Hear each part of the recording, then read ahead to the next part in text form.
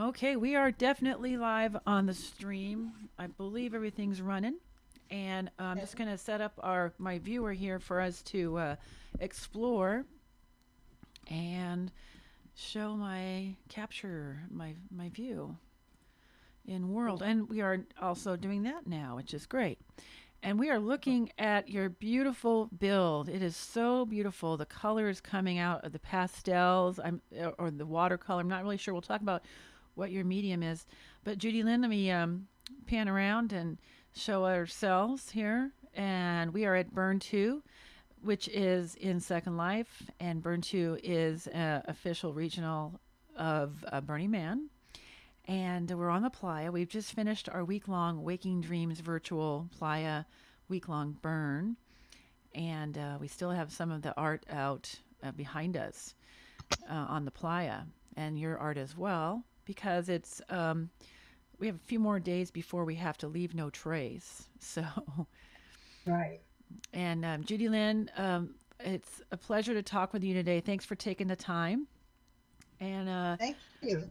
I know that you're a busy artist, so let's start out with a little bit of background. How did you get involved in Second Life as an artist, and how have you used Second Life as the platform as a way to um, explore your artistry? Well, I actually back in 2009, well, let me go a little bit further back. In 2006, I decided to focus on painting. And I was a graphic design major in school and commercial art. I started painting and I started experimenting with acrylic mediums and whatnot. And I'm really into texture and color blends and just abstract. But I was working in my own little bubble at that point. And earlier in my life, I was attracted to virtual reality. And this was in the very, very early days of VR. And I had gotten away from that.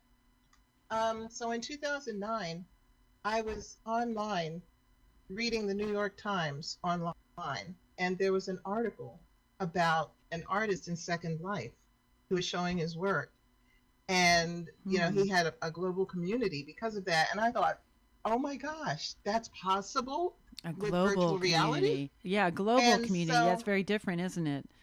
yeah, so I had never heard of Second Life before. And so I ran home, was at work. I got home and I downloaded Second Life and I jumped in. And that was actually in July of 2009. And I immediately um, started learning how to build and just how to use the tools. And I met the artist that the article was talking about and started exploring galleries. And I really did just jump in with both feet. And Mm. 6 months into it, I started getting invited to show in group shows at different galleries, and I've been doing that ever since. I've also Wow. opened my own galleries, Mm. and I used to host artists, but now I basically just show my own work. Tell us about the gallery communities and experience, the richness of it. I imagine it's quite extensive because I've been to galleries, and a Mhm. couple of our Burn2 volunteers have galleries.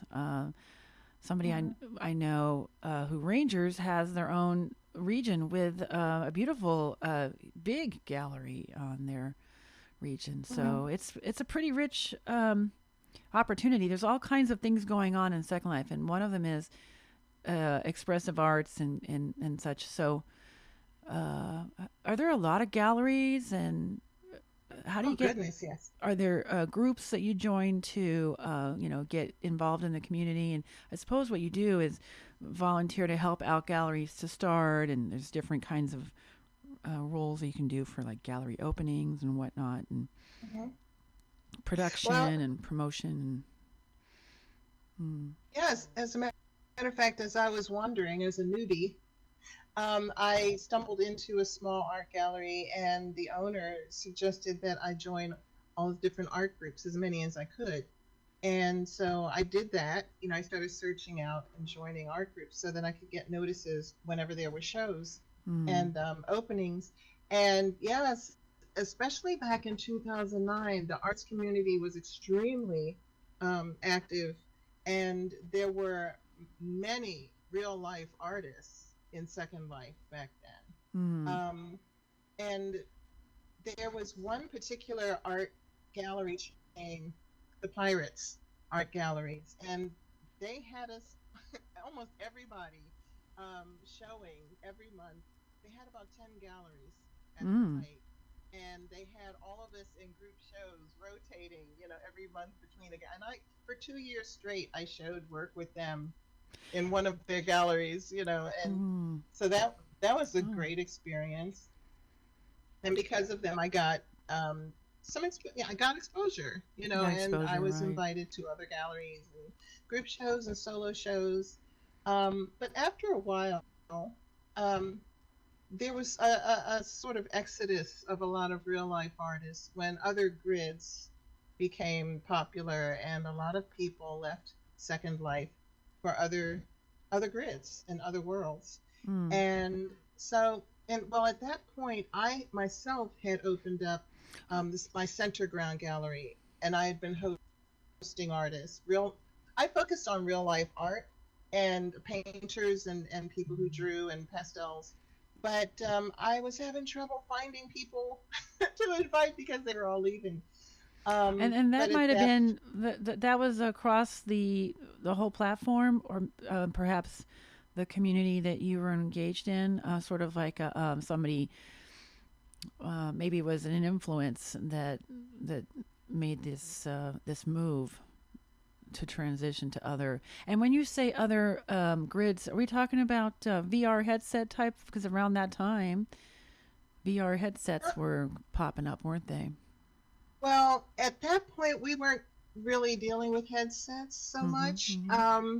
But other grids that were similar to Second Life, but much newer, Mm-hmm. not quite as complex. In worlds, open sims, you Okay. know, Yeah. and so a lot of people left to, sort of try and build something there, but they were they were very new, and so there weren't a lot of patrons. But some people did manage to, do business on the other grids. I chose to stay with Second Life, um, Mm-hmm. because I had already built so much here. But at that point, Second Life photography became far more popular, Oh yes. and I am not a Second Life photographer, but Mm-hmm. I do love setting up sims and designing sims and landscaping, and I build myself. Um, but I am still a real life painter at heart, so that's really my focus. Right. In recent years, though, a lot of real life artists have come back to Second Life, or are totally new to Second Life. Yeah, because So we're starting to. from 2009 onwards, I would say a lot of the graphic quality changed and Oh yeah, upscaled, didn't it? very much so. Yes, Yeah, yeah. which then became attractive. Just that it's not your. I like to say it's not your grandma's or your mama's Second Life anymore. That's true. Because it's so That is much, true. and I'm gonna just for fun, just for my own fun, describe a little bit about this build that we have in front, which is your build, and Hmm. and what I want to do is for people who are maybe looking at this who actually have limited or no experience in Second Life. How do you? They're probably thinking, how do you do this? Well, what I'm just seeing here is an overlay of invisible alpha layer, so to speak, of a note on the floor, on the ground that you've put out, that you would have done in like in one of the Illustrator apps, or what kind of apps, and Hmm. then literally made a box, flattened it out to be paper thin, and then put that down on the ground so that it's just laying down on the playa. Hmm. Then there is a collection of your art that's going around in a circle, and so what that is a scripted prim, either individual units that have been tied together, and then or one big round textured. I think these are individual because of the angles. So then they're all connected together and scripted to rotate at a certain pace that you've set up for it. And there's a way to learn that. In the middle is what looks like a mesh, very beautiful quality mesh cart on wheels. And if you look really carefully, you can see the beautiful texturing that this artist, it could have been you, I'm not sure, but sometimes we can get these pieces and, add them. But there's some really great, that's a really nice cart. If you look at It really is. you know, the quality of the texturing is just gorgeous. So people make these in another app, and then the skin of the mesh design, so we'll call it a skeleton, if we will, is then lovingly created in like a Photoshoppy type or GIMP or something, and then it's like painted on almost, or it wraps around Right. the mesh, and that's how this object was painted to look like chrome and wood and rubber and everything. And if you look at the wheels, it even has like really nice rubber looking kind of texturing. I don't even remember if I don't know if I have my viewer on high resolution or not, but it's coming in really nice. Then you have this tree stump with one leaf coming out, and I'm sure there's some significance to the regrowth of the stump. And maybe, Yes. and then in the background, we'll talk about that. But the background, you have a almost transparent, round, kind of a wall, and there's a half wall in the back, which is also textured with your art, and you can make it so that it's transparent, and how much of that is. You can even make one side of an object transparent and the other side not. So, what else can we say about how this is done? But My goodness, you pretty much covered it. did I? That's exactly how I've done it all. Yes. Yeah. Um, So some of this is what I would call simple prim build, and other parts are mesh, and it's a really nice mhm. blend of the different what would we call it? Techniques. Yeah, the different ways to bring stuff in and objects in. So I believe this tree stump is also mesh, and it's beautifully. I mean, look at the Yes. details of the cuts in it, and the bark, and then the top of it looks almost real, doesn't it? It really If does. you get really And close. Mm. you know, that was one of the biggest changes in Second Life back in, I think it was around 2010 and 2011, when Second Life introduced mesh Yeah. building and allowed us to import mesh objects. And the greatest thing since sliced bread, Have because you have you I been love doing the it? realism. I love Yes. organic. Mm. And even though I still build in prims, you can only go so far with prims. You can do a Yeah. lot, but you only go so far. So I am at the moment just learning how Mm. to create and mesh. I'm a Oh. baby at that. So, but I Have you buy. have you found classes to or are you looking online at the Oh yeah, on YouTube. yeah, Yeah, on YouTube. yeah, Yeah. there's tons of And them. Blender is the popular mesh program. It's It's free. free Yeah. and robust. But I also use my iPad a lot. Um, my iPad Pro. So Nomad is a mesh creation program, a sculpting program Hmm. that's made for the iPad. That's what I'm learning right now. Do you But have like I a am, pen, a stylus, and then you're using a stylus? yes, Oh, yeah. very artsy. And well, as far as my art creation in general, I work in both acrylic and digital Hmm. using obviously acrylic paint and brushes, Mm. and my stylus, called the Apple Pencil, with my iPad Pro. And so most of my work, these, as an example, are a mixture of both. So I generally, Oh. people ask, is it acrylic or is it paint? I said, it's mixed media because it literally is. I do acrylic monoprints on canvas paper, and then I photograph them into my iPad.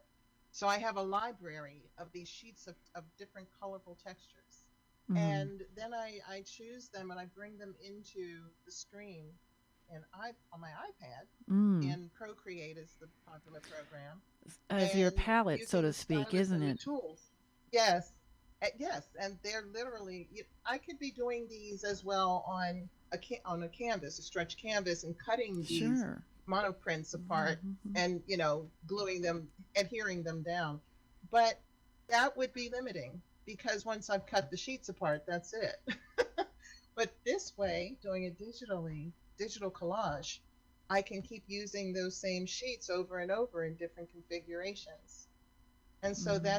that's what these are. These were the first series of digital collage that I did with my monoprints, my acrylic monoprints. Mm. And I'm still going, but it's a lot of fun to do. And I spent 2 years doing monoprinting, so I have a lot to draw from.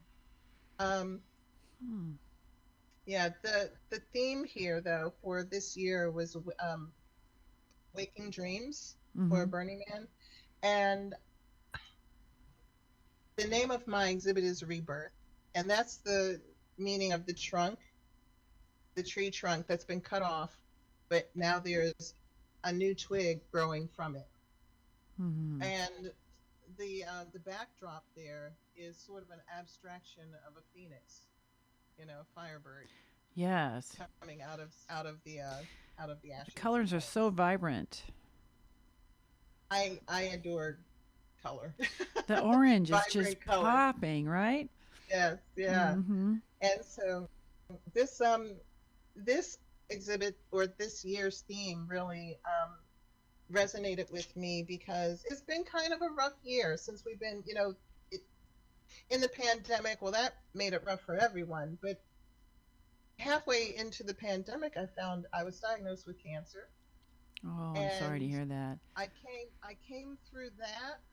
I'm blessed, um, very blessed. But so now, that's my focus is staying cancer free and Mm-hmm. rebuilding my life and deciding what am I going to do from here. And I've had just it's been a rough year. Yeah. Um, so at this Yeah. point in my life, I am literally rebuilding and recreating myself and completely focused on my art. And so that's why the theme here is rebirth because Mm. it's my focus. And Psychic Dreams, which is the name of this series of paintings, I thought was fitting because a lot of the things that I decide to do come come out of my dreams. And I have pretty Mm. vivid dreams. Mm. So instead of just keeping them, dreams, I use those as a springboard as, for what I'm going to do next or what kind of art I'm going to create. And Mm-hmm. this series of paintings came out of that, just a vision that I had. Well, what an appropriate theme for the year of re your Renaissance. Hmm. Hmm. Yeah. And yeah, it's dealing with cancer, you have to put a stop on certain parts of your life. You have to put the brakes on certain parts of your Hmm. life to make space for what you need to do to take care of yourself and everything. And I imagine Hmm. that must have been difficult. But the one thing that I'm thinking that you did get is, like you said, time to work on your art. In between all of that. Well, what's interesting is the pandemic actually gave me the time Mm-hmm. because I was working and then suddenly I wasn't. So now I had all the Mm-hmm. time to focus on what I really wanted to do, and that's art full time. And then, of course, with cancer coming along, in my case, I did not do chemotherapy. Mm-hmm. Fortunately, after surgery, I didn't need the chemo, but they did want to do radiation, and I said no. Mm-hmm. Um, I believe in fighting cancer organically, and I already had all of the information even before I found out I had it. Mm-hmm. I had already studied, um, how to fight cancer naturally and organically. And Mm-hmm. so that's been my life. I was halfway there anyway, but now I am strictly vegan. I am totally plant-based vegan. So Mm. it has not been difficult at all. It's literally been cleaning up my lifestyle, and remaining focused and reducing stress as much Mm. as possible. Just taking care of myself. A lot of self-care. Mm-hmm. And art is great therapy. Isn't it? It really is. Yes. And, being vegan these days is a lot easier. There's actually really good tasting stuff that people are producing. Vegan, great cheeses now, and just Well, some really good that's the stuff. one thing for me is that because I am totally organic and I am fighting cancer in the body, one thing we don't do is processed foods. Mm. So Even vegan vegan process, I vegan guess. cheese, yeah, vegan cheese is totally like, basically saying, okay, I want the taste of meat or I want the taste of cheese, so how can we take plants and make them do that? And that's no, that's a no no. Oh yeah, the No, I new have the to be new totally. the new meat the vegan meats. Oh my goodness, it tastes better than meat. Some of them. So I've heard. They Yeah, really. but when you're fighting cancer, it's about the ingredients and what the Mm, phytonutrients and the enzymes and the chemicals and whatever else, and how cancer cells respond to those. mm. What actually triggers cancer and what actually kills And cancer your cells. So I alkali and the I can't sugar do, levels and all those yeah, things. and omega-6 oils, which are prominent in processed foods. Even the vegan stuff. So, yeah, I go to the store and I pick up a package of, okay, this meat here that they have. What are the ingredients? And the first thing I see, sunflower, and it goes right back on the shelf. Well, I was You at the know, store the other day and I watched this couple shopping. Just glanced over and they were reading. They had all the vegan stuff in their cart, and they were hmm reading all the ingredients, even from the vegan stuff, and putting it back. yes, So yeah. yes, exactly. Yeah, organic is the way. And she was like, "Oh I no, go we're not straight to the getting this, produce honey." section. Yeah. I go straight to the produce section, and I'm learning how to cook again. So, yeah, there's a lot you can do with all of the vegetables from God's green earth. So, yeah, I Yeah. don't need the processed foods, not at all. Um, And save a lot of yeah, money too, because organic is not. not natural. it, organic is not natural, or the Oh, process. organic is the processed foods are not natural. That's Yeah. what gets us into trouble when we try to sort of mess with nature and make it Mm. something that it's not. That's when we start running into trouble. So Mm-hmm. it's been an interesting year. It's been good for me. Very good Yeah. for my health. And how did you get involved in BURN2 to start your? How did you journey with us? Uh, With Burning this Man? is not your first art installation Oh goodness, with yes. BURN2. Yes.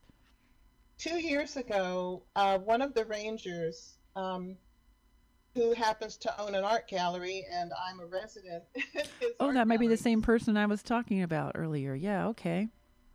Um, he messaged me one evening, and he said, "Well, I'd always heard of Burning Man, but I'd never really been to one. I heard of the real one, but I didn't really understand what was going on in Second Life with it. But he messaged me one night and he said, would you like to do Burning Man?" I said, "Well, I hadn't thought about it." And he said, "We have a plot of, one of the largest plots."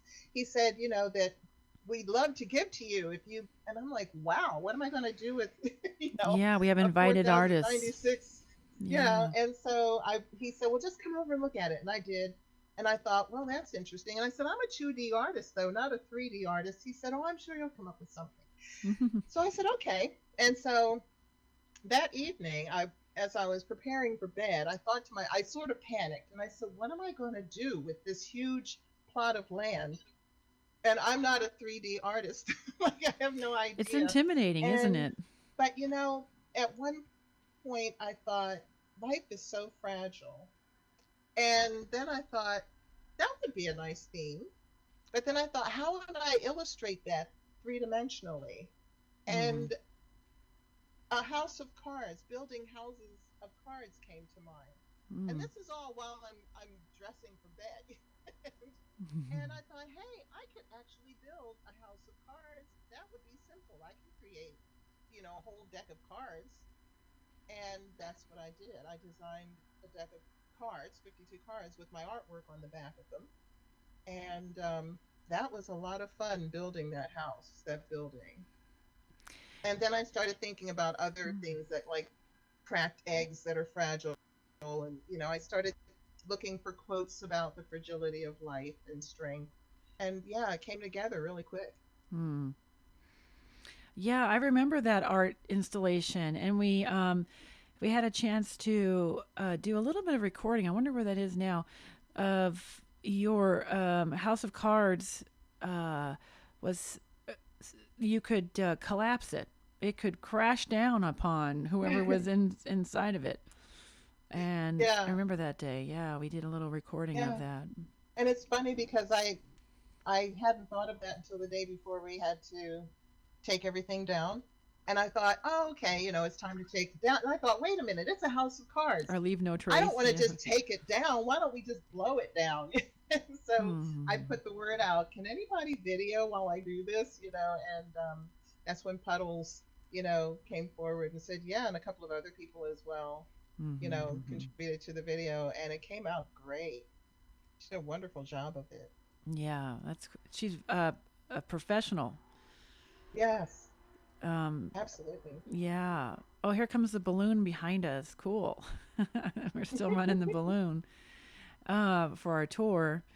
Yeah, that's a fun tour to take. But so let's stick to this topic here. But that was you've done three, I believe. I So have. um, prior to House of Card was another one. And Yes. can you describe it? The one I did last year dealt with Oh, human after House emotion. of Cards. Excuse me. Yeah, after. Hmm. Mm. And it, again, I had a huge plot, another 4,096 meter. And I thought, life is really difficult. I get very philosophical, but Mm-hmm. life is just difficult to get through for some people, and it can be an absolute maze. And I had just, I had done a maze on another sim that I'm part of before, and it was fun to design the maze. And so I thought, let me do that again here. And so I built a maze. It Mm. was a brick maze, and along the walls of the maze, I put up pieces of my artwork. And when you get to the middle of it, I used we call it a magic mirror box that allows Mm-hmm. you to look down, and it gives the illusion that you're looking down into the ground, I know what you're talking even though you're about. not. Yeah. Yeah, there's an artist next to my camp this year that Hmm. used those features. Yeah, Yeah, that's been a there's so really much you can popular do in Second thing. Life. Hmm. Even And the so I did VR, that. even the VR headset platforms don't have the variety of scripting that we have. I'm not sure if I'm correct, but I think we could do. I mean, look at our avatars, for example. Yeah. So you put this in the Yeah. middle, and when we looked down in the middle and we looked down into the ground, did we Hmm. see? Um, I actually just had different placards that named different human emotions. Mm, Um, Sadness, joy, um, goodness. I'm drawing a blank now. I had so many of them, but mm, it really just named all the different human emotions, and it had a wall of sort of a wall of flame circling around it, mm, and that was, as I said, it wasn't quite as interactive as the one before, but mm-hmm. it illustrated my point. Yeah. And mhm. They all sound wonderful, and this one is to me. It was very. As soon as I passed by it, I just loved all the colors, the pastel kind of feeling about Yeah. it. So it's just gorgeous, and I just want to say thank you for participating, for bringing it, and for Thank being one you. of our artists that that has been coming for several years now. My third So year, yeah. And yeah, I look forward to it again in the future. I just love Burning Man, and I'd love to do a real Burning Man one day. I don't know if that's going to happen, yeah, but it very well could be. You know, you just every regionals are all over the world, and a lot of hmm regionals bring art, or the artists who work with the regionals might be uh, producing art. A lot of times it's over the yes, summer, and then as you become part of the art team and installation team, and that's how you would. That's most of the time these days how people yeah, get to go. And then the lucky yeah, ones who push the button on the ticket day and hope for the best and wait in line, and if you're lucky, you get your ticket that way too. But it sells right, out in like yeah. minutes. But But yeah, yeah. so it's been a joy and an honor to participate in this. It really has been. Yeah, thank you for bringing it. And you can check out your regional in the area where you live and see if they have even something Burning Man light, like a weekend event, maybe That's true. at a fairgrounds or someone's hmm property or in the street. Sometimes they have them in street fairs hmm and that kind of thing. So yeah, That's a great idea. yeah, I think we've pretty much covered everything that we need right now, and we can do another one in the future. Another one Yes, of our we can do another talk and talk about the next art that's coming up, whatever you decide to make for BURN2 next year, that or would be one of the awesome. future years. Yeah, thank you for taking the time. Thank you. Thank you for having me. Yeah. Okay, I'm gonna do a stop recording here and Okay. hit it right now. Okay, here we go.